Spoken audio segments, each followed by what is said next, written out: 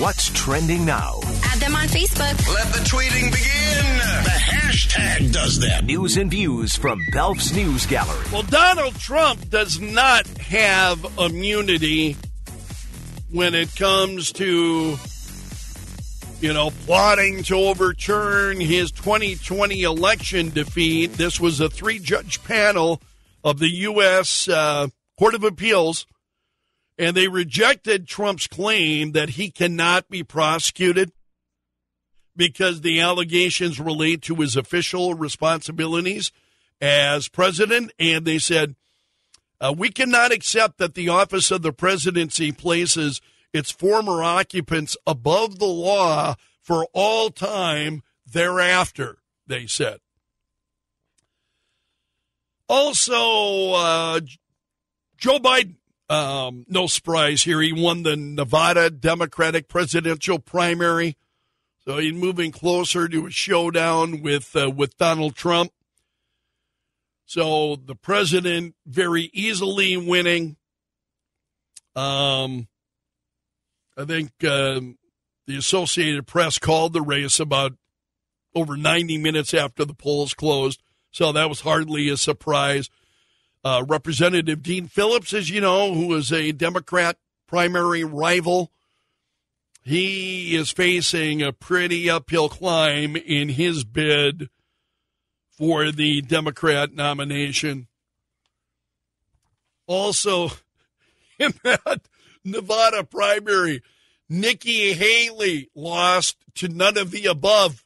She came in second place to none of the above. It was only her. Donald Trump was not on that ballot. So it wasn't Trump, Haley, or none of the above. No, Nikki Haley or none of the above. And more Republicans said none of the above. President Biden, I'll backtrack here a bit. Trump said earlier this week he was officially calling for general election debates against Joe Biden, and he wants them to start now, is what Donald Trump said. And so President Biden was in Las Vegas Monday afternoon, and he was asked about this, and he said, if I were him, I would want to debate me too. But he said no.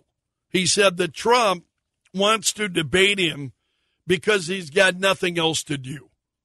If I were him, I would want to debate me too, Biden said. Trump's got nothing else to do. No, your allies have kept him pretty busy in court, I should think. The House yesterday rejected this bill I want to back up just a bit. I'll share that in a moment. Because the big news actually is the House failed to impeach Alejandro Mayorkas, the Secretary of Homeland Security, yesterday. So it was, in the words of many in the legacy media, a stunning loss for Republicans. Here's the thing. House Majority Leader Steve Scalise was absent. He had cancer treatment yesterday, so he was not there. And so there were 3 Republicans, Ken Buck, Mike Gallagher, and Tom McClintock, had all joined Democrats in voting against impeachment. And so with that kind of teeing up, then a 4th Republican flipped to no, but only so that leadership could call for another vote, which they will. So that is not dead yet, but it did suffer a blow yesterday. Also, the House rejected a bill that would provide over $17 billion in aid just for Israel. This is the standalone Israel aid bill. That failed. And many are saying that's a defeat for Speaker Mike Johnson because he's been very vocal about opposing, the efforts of Democrats. They want to combine new Israel funding with all of that aid for Ukraine. There's a marginal amount of money for the border and so on. Also trending this morning, Tucker Carlson confirmed yesterday that he has traveled to Moscow to interview Russian President Vladimir Putin. I'm curious as to whether you would watch that. I would have to say I would. I think it would be fascinating. And Carlson said, 2 years into a world that's reshaping the entire world, most Americans are not informed. They have no real idea what's happening in this region here in Russia or 600 miles away in Ukraine. But they should know. They're paying for much of it in ways that they might not yet fully perceive, he said.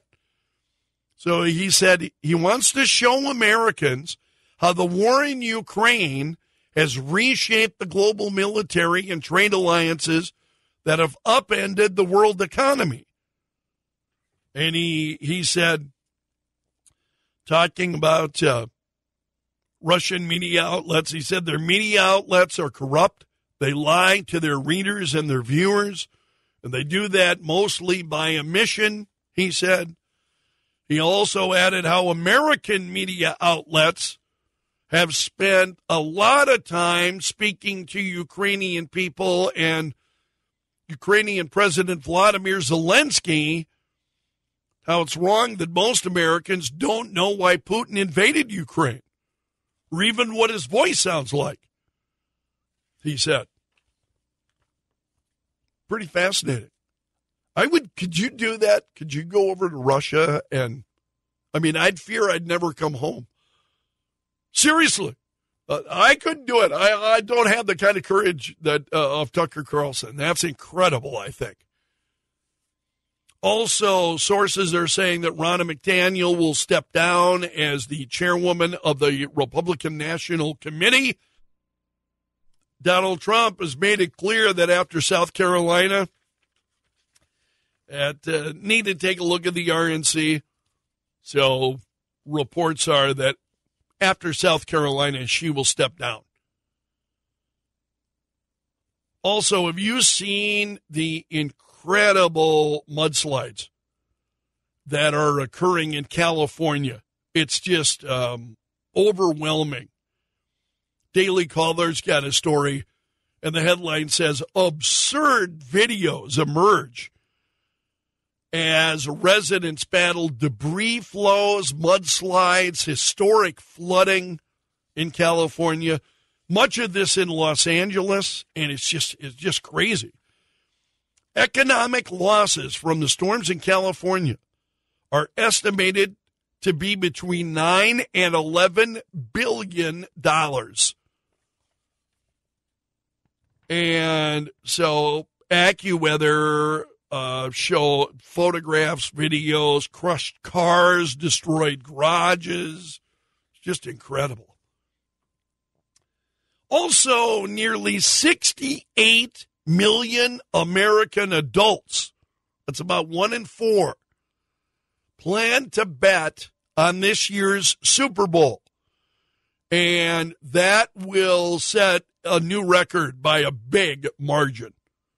So figures released yesterday by the American Gaming Association include bets that are placed with legal outlets as well as with illegal bookies, online operations then in other countries, and the volume of betting participation is projected to be 35% higher than last year, which was the previous record. So you're seeing more and more people that are involved in that, in online betting, just become huge. Also, a jury has found Jennifer Crumley guilty of involuntary manslaughter. So it's the first time in American history that a parent has been found guilty in relation to her son's actions. She was the mother of the Michigan school shooter. So a jury has found her guilty of involuntary manslaughter. and they deliberated for about 11 hours beginning Monday morning. So they have found her guilty on multiple counts. Also, a crew member on the set of Wonder Man, it's a Marvel Studios production, Wonder Man, has died in an accident. This is a rigger who has not been identified but fell to their death yesterday at CBS Studios in Los Angeles. So Wonder Man is a show that depicts a stuntman turned superhero and was not filming at the time of the accident, but workers were on the set. And this rigger was killed.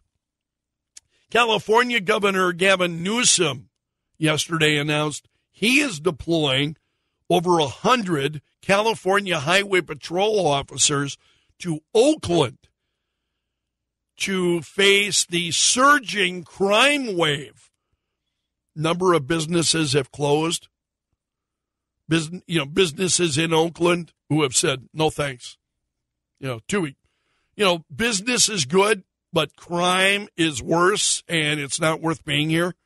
There have been a number of stories in Oakland alone of chains that have said, no, we're out. We're done.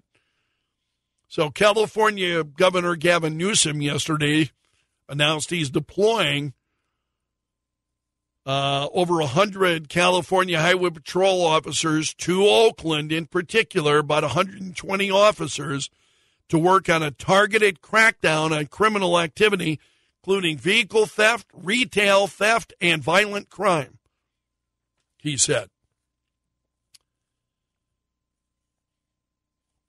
And finally, the Ukrainian-born winner of the Miss Japan beauty pageant has given up her crown after a magazine exposed her affair with a married man. She's a 26-year-old woman. So she wrote on Instagram Monday that she offered to renounce her title just 2 weeks after getting it because of this tryst. And she said, I'm very sorry for causing the tremendous trouble and for acting as if betraying everyone who has supported me, she said. And that's a look at the stories trending this morning in Belf's News Gallery.